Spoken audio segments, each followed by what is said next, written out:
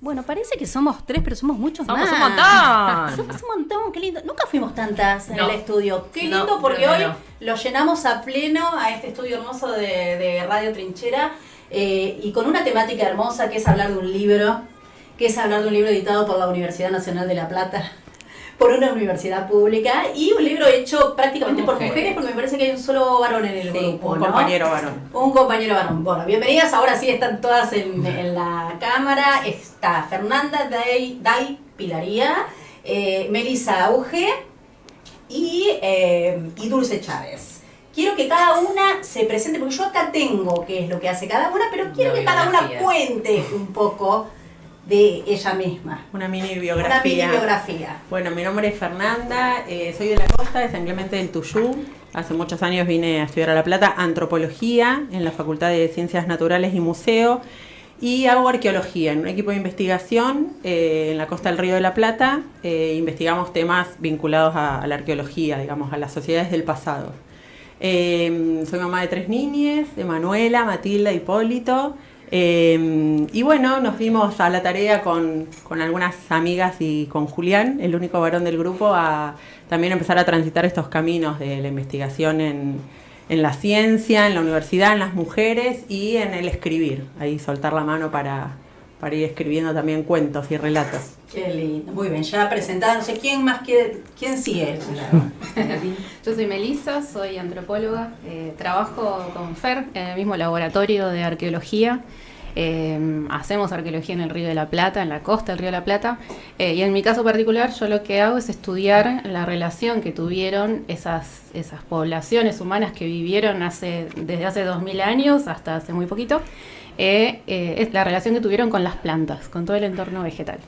Y un poco el desafío siempre fue ver qué rol hubo en esa historia con las mujeres también, y es muy difícil encontrar eso en el pasado a partir de objetos solamente.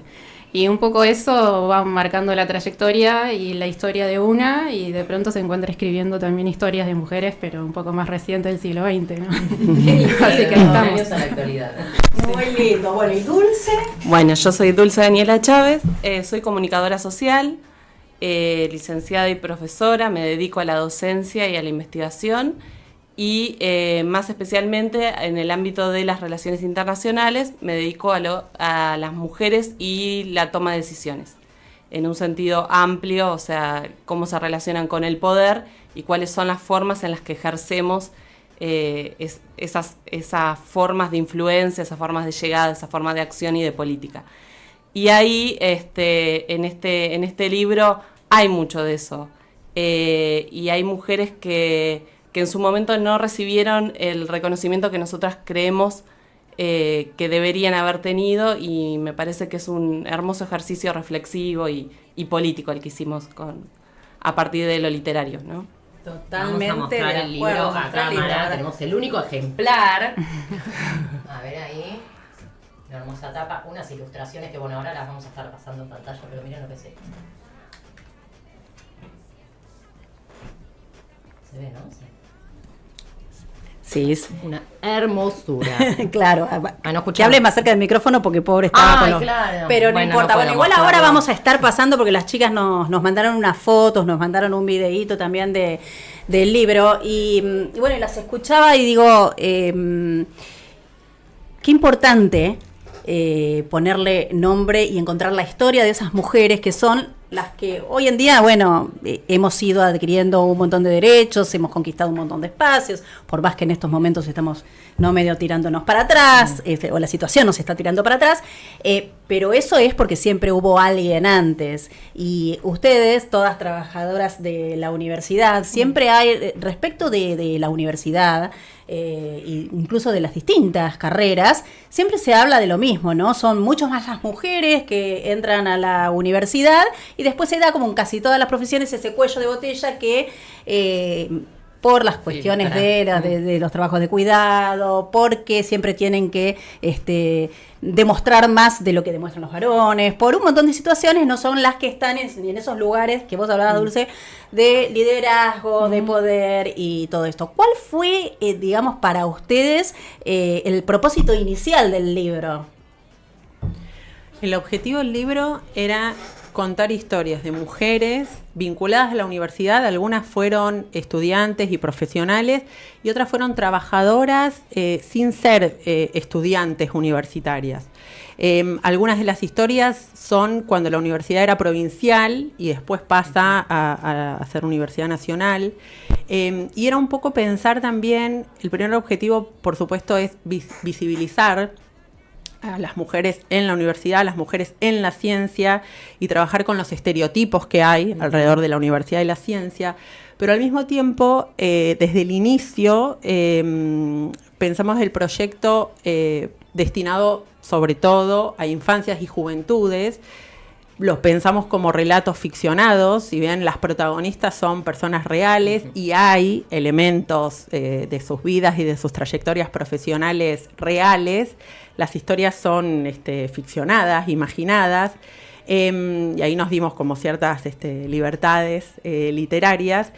En ese proceso la idea era narrarlas desde otro lado, no como estas mujeres pioneras, extraordinarias, que inventaron, sino que hicieron un montón de cosas, quizás acompañando quizás ocultas, quizás no reconocidas en su momento, pero que al contarlas desde otro lado, contar sus historias, sus vidas personales, sus vidas familiares, podemos llegar a encontrar muchos puntos en común con muchas de nosotras en el transitar actual, ¿no? Total. Entonces, ese fue como el objetivo general, ¿no? Un poco esto de hacernos preguntas acerca de cómo era en 1906, 1910, 1920, 1940, que una mujer diga, voy a trabajar o voy a estudiar tal o cual carrera. ¿Qué estaba pasando alrededor? ¿Cómo acompañaba a la familia? ¿Qué carreras elegían? Bueno, hay un trabajo de investigación, siempre decimos que como todas venimos de la academia y hacemos investigación, fue como bastante difícil dejar el proceso de investigación y el dato y cómo era. Claro, esa cosa más rigurosa, ¿no? Más rigurosa y ser fiel al dato. Ese fue un desafío. Qué bueno que fuimos acompañadas por un escritor, por un profesor de literatura, por Juan Marauda, de la Dirección de Promoción de Cultura Científica, que fue el espacio institucional de la Secretaría de Ciencia y Técnica de la Universidad Nacional de La Plata, porque este libro forma parte de una convocatoria de unos proyectos que nos presentamos en el año 2023, salimos seleccionados para escribirlo y trabajar durante este año.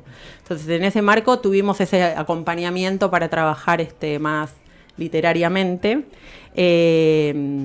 Y bueno, era esto, como hacernos esas preguntas y un poco traerlas al presente también, ¿no? Como ¿qué imágenes hay de una chica en la actualidad que elige estudiar tal o cual carrera, ¿no? ¿Cuál es ese trasfondo o esa cocina que hay? ¿Qué acompañamientos hay? ¿Qué expectativas hay? ¿Qué motivaciones?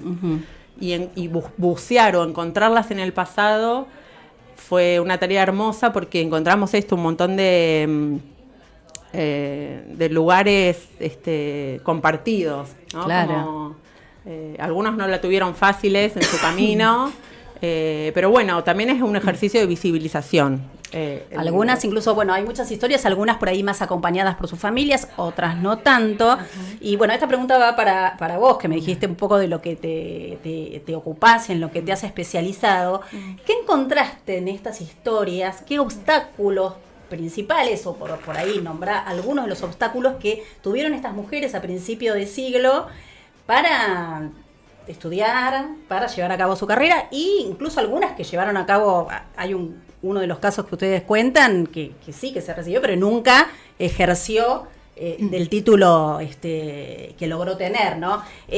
¿Cuáles eran esos obstáculos? Y si ves, si hay algunos de esos obstáculos que persisten, o hay algunos que ya los hemos pasado y los hemos ganado. Lo hemos ganado. Bueno, un poco Fer decía esto de los prejuicios y estereotipos en torno a las cuestiones de género, que muchas de las cuales aún persisten, aunque habitamos, luchamos en nuestras casas de más alto estudio, en la UNLP, en el caso de nuestra ciudad, esas resistencias todavía están. Y cuando esas personas se convierten en voces autorizadas todavía parecería que tienen que seguir demostrando, ¿no? Como decían ustedes en la editorial, el doble.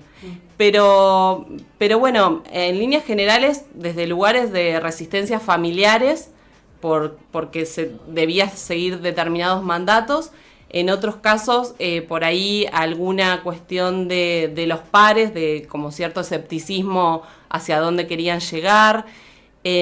Por ejemplo, en el caso de Lilia Esther Chávez de Ascona, que es la historia que yo investigué, bueno, ella, una de sus estudios tenía que ver con los cráneos, con la comparación de cráneos.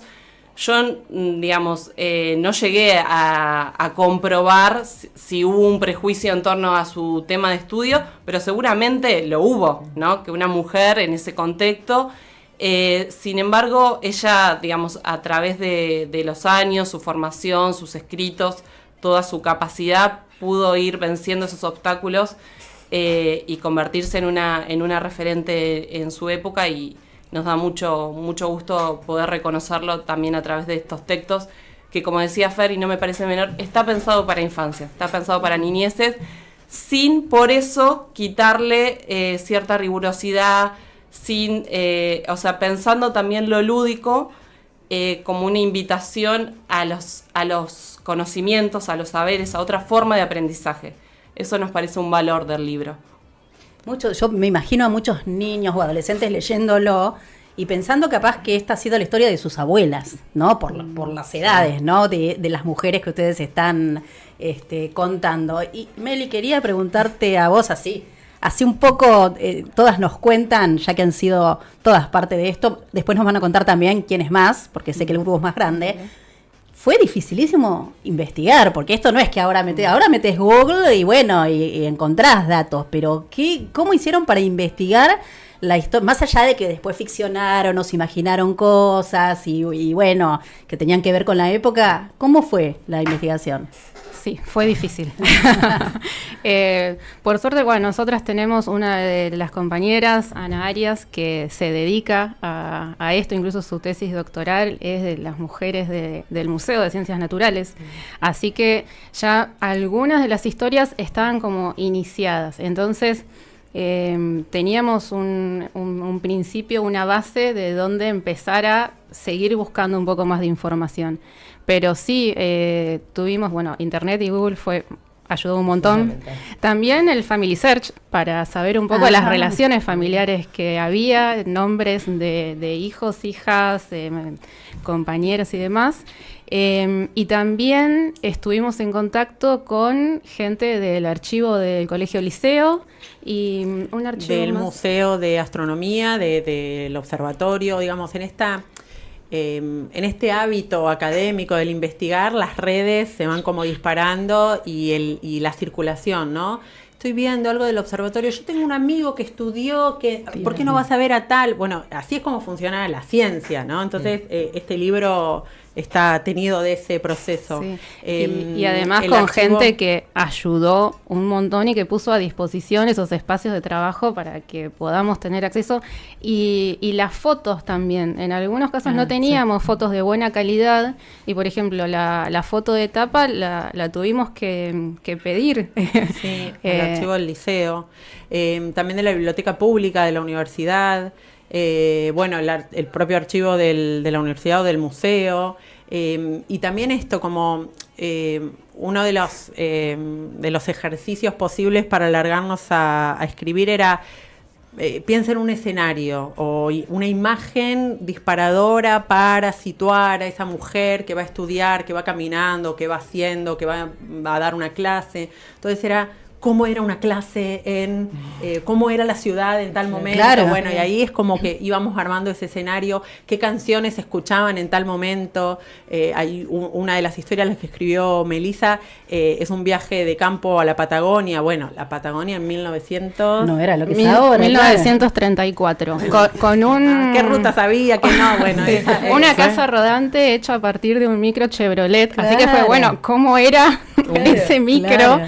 que no terminábamos bien de entender, pero de ahí habían hecho una habitación, una cocina, el lugar que tenía para manejar y además un laboratorio tenía adentro. Todo ahí adentro. Terrible. Claro. Entonces la historia partió un poco de, bueno, ¿qué se sentía estar ahí? Entonces es, bueno, el traqueteo, el ruido, por ahí ese fue el escenario de los sentimientos que era atravesar la Patagonia en eso, que incluso en los informes que presenta esta investigadora, junto con su compañero, que es con el que hace el viaje, que tampoco no es casualidad que viaje con su marido, Claro.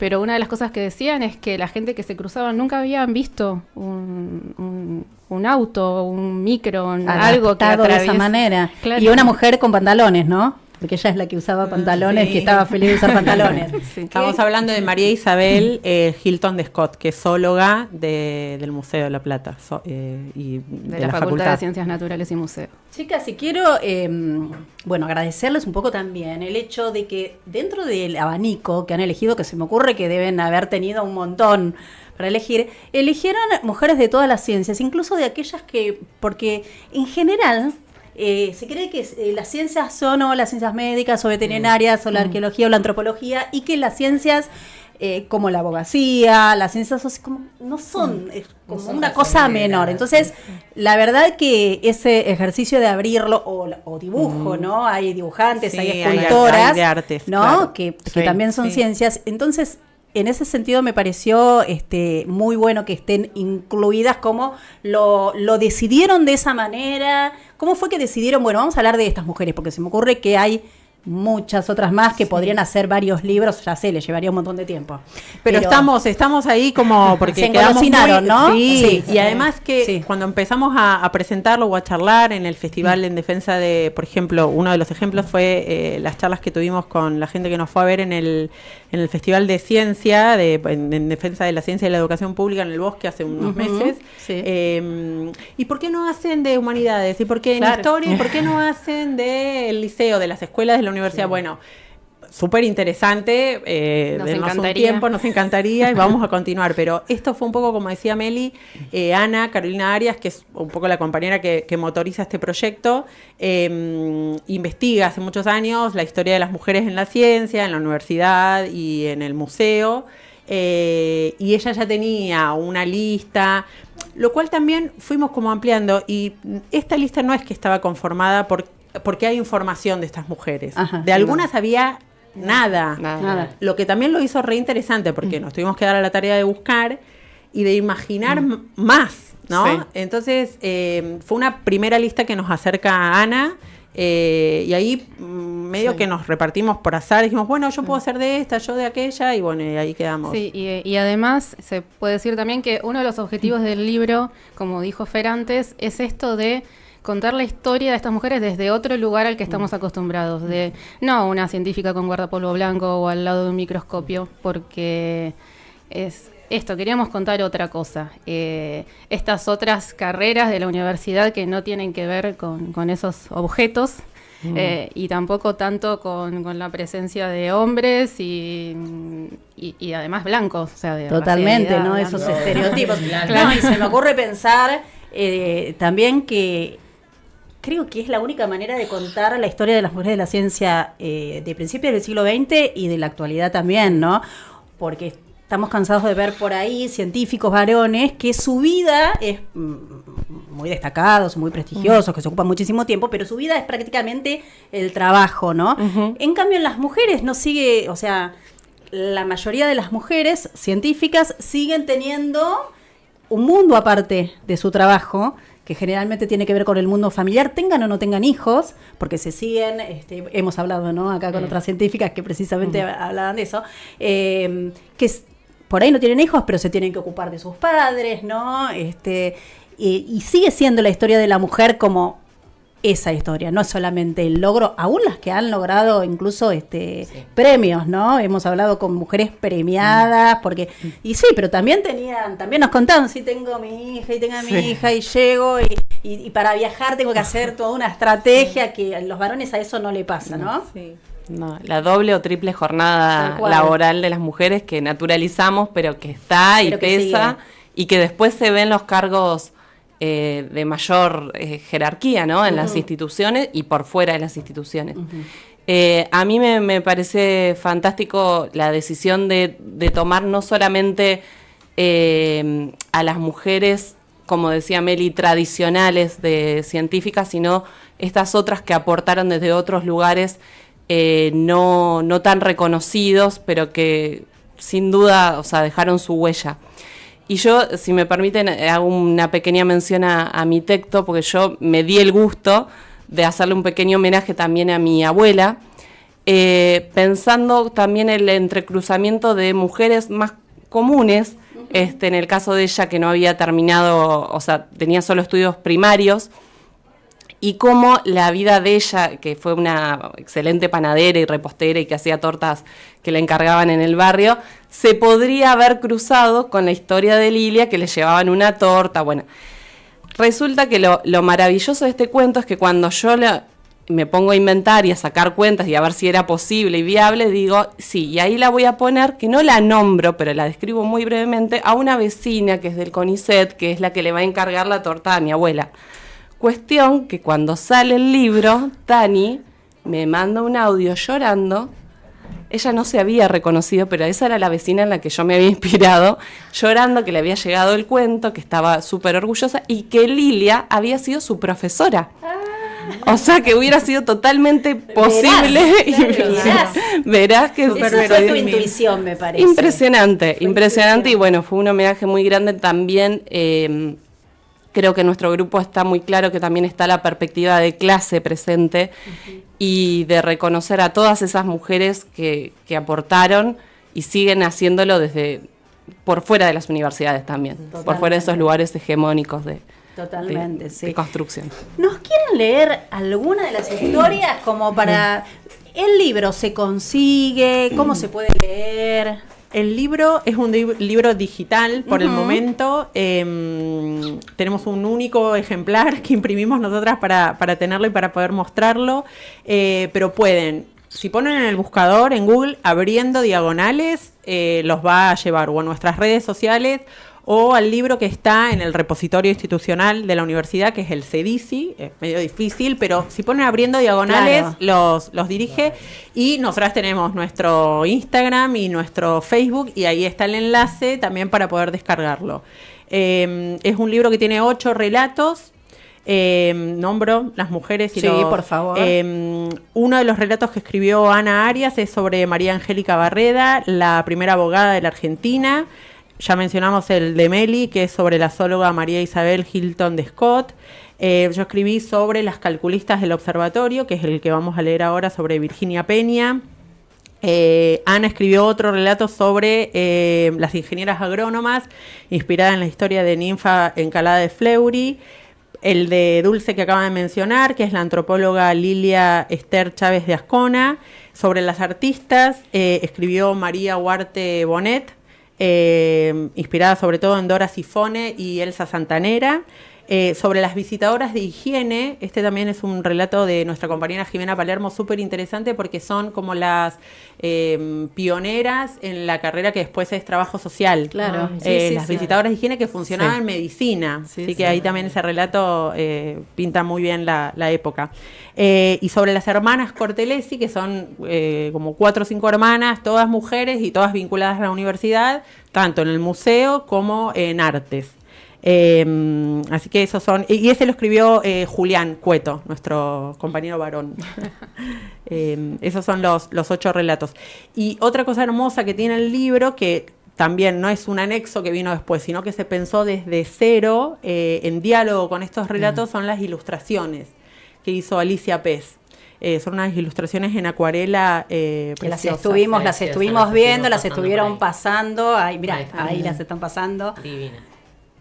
Que estuvieron, o sea, cada una de ustedes que investigó estuvo hablando con la ilustradora para llegar a la ilustración perfecta de lo que habían, de lo que querían contar. Nos iban mostrando bocetos, no, fíjate que la cúpula no era tan así, esa flor, la red para pescar plancton, que cómo era, cómo no podía ser. Así que ahí hubo mucho trabajo también. ¿Y lo del código QR?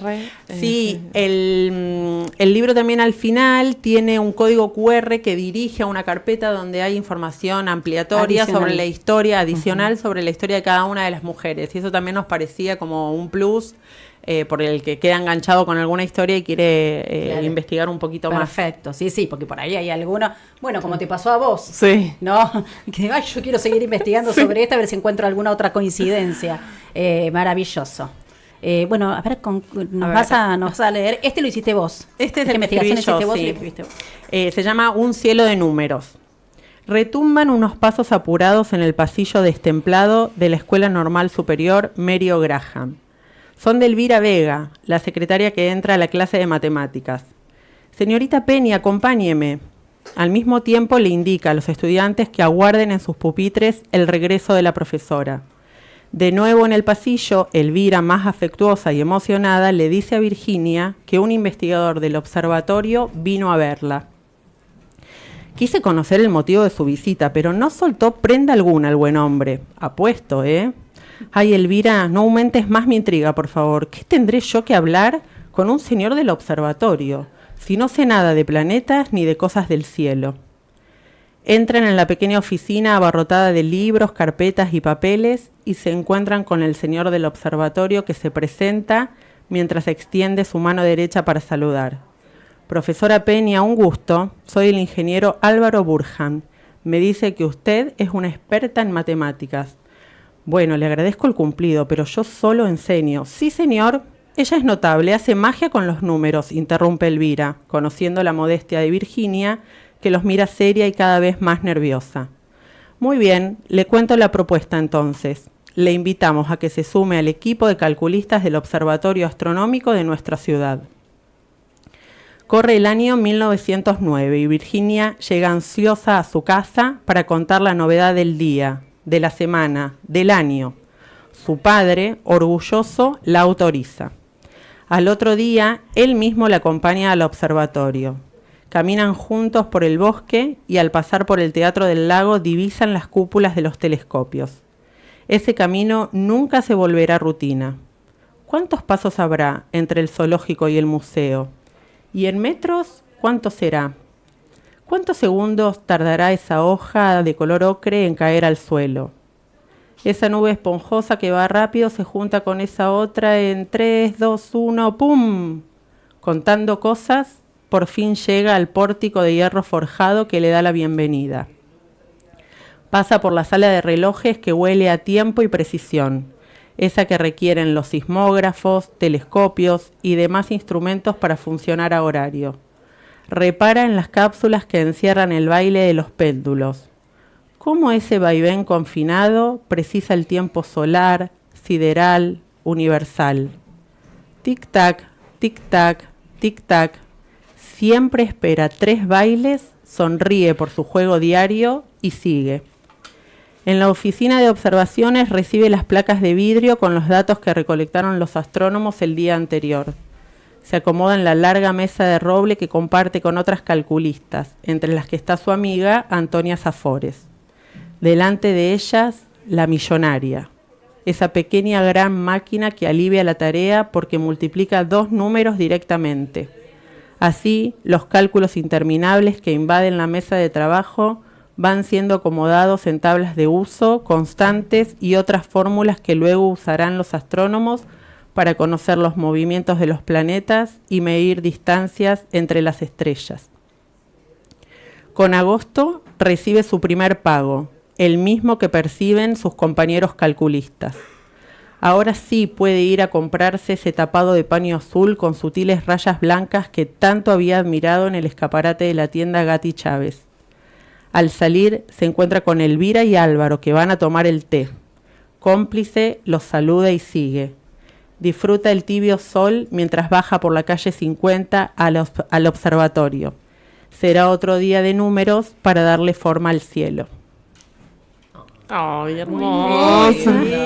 Era muy chiquita, 17 años tenía. Sí, intuimos, los cálculos nos dicen, dimos con el posible certificado de defunción de ella. pero no estamos muy seguros que sea el de ella. Le pedía permiso al papá, el papá la acompañaba, claro. ¿no? Todas estas cuestiones Todo indica que era menor. Y por, bueno, la edad del fallecimiento nos daba que en este momento, siendo profesora del normal, cuando la van a convocar, tenía 17 años. Al principio yo dije, bueno, no, pero sí, en esta época las profesoras, las maestras, tenían esa edad. Claro. Impresionante. Bueno, esta es una de las historias que quienes puedan meterse en Abriendo Diagonales, que en Instagram es así, ¿no? Sí. Van a poder llegar al link para descargarlo, también al código para, si les interesa tener más información. Bueno, nosotros les hacemos un regalito a las brujas que vienen a nuestro programa. Qué bueno. Y con alguna frase, y en este caso, bueno, este les venía como anillo al dedo a ustedes. Es una frase de Gisela López, que es una poeta guatemalteca, que posiblemente la conozcan porque es conocido, que dice: es necesario revertir el hechizo ese que borra a las mujeres de los libros de historia, de las esferas de poder, de las antologías, ese que las encierra entre cuatro paredes. Ustedes están contribuyendo a esto, a revertir ese hechizo. Va para el grupete, para todo el grupete. Muchas gracias, muy bienvenido. Con una velita también que les regalamos para, si tienen que hacer algún pedido especial, como por ejemplo, fondos para seguir escribiendo libros. A ver, fondos para imprimirlo. Para imprimirlo, porque la verdad que que imprimieron es una belleza y la verdad que estaría buenísimo, ¿no? Esto yo me lo imagino en las bibliotecas de las escuelas, sí, ¿no? Sí, Qué sí, importante sería que esté, porque precisamente los destinatarios son los niños y los adolescentes. Necesitamos, siempre lo hablamos acá cuando hablamos con mujeres que se destacan en distintas áreas, sobre todo en aquellas áreas más masculinizadas, lo importante que es para ellas que se conozca su historia, para que las chicas sepan que se puede. Totalmente. ¿No? Esa es otra de las intenciones del libro, despertar vocaciones, ¿no? Bueno, si estas mujeres pudieron hace tantos años, si nosotras pudimos estudiar viniéndonos de nuestros pueblos, con un montón de otras cuestiones atravesadas en los contextos donde cada una fue estudiando, bueno, que todas las chicas y chicos que quieran pueden. Y hay mucho acompañamiento de la universidad también para el ingreso y la permanencia en la institución. Y que, bueno, que cada uno elija qué quiere ser y qué quiere hacer. Con total libertad, y que la universidad pública siga teniendo recursos para este tipo de trabajos que realizan ustedes, más allá del que realizan normalmente, que aparte les nació a ustedes, hablando entre ustedes dijeron, bueno, qué importante sería esto, casi como una militancia, así que las felicitamos, nos encantó tenerlas acá, Fernanda, Meli, Dulce. Gracias. Siempre van a tener un lugar acá en Las Brujas que Salen. Si están pensando, craneando alguna otra cosa, ya saben, nos cuentan y vienen acá a este lugarcito Serakelarre. Bueno, muchas gracias por el interés y por el espacio. Por favor, súper agradecida. Gracias, chicas. Encantadas, Ay, hermoso.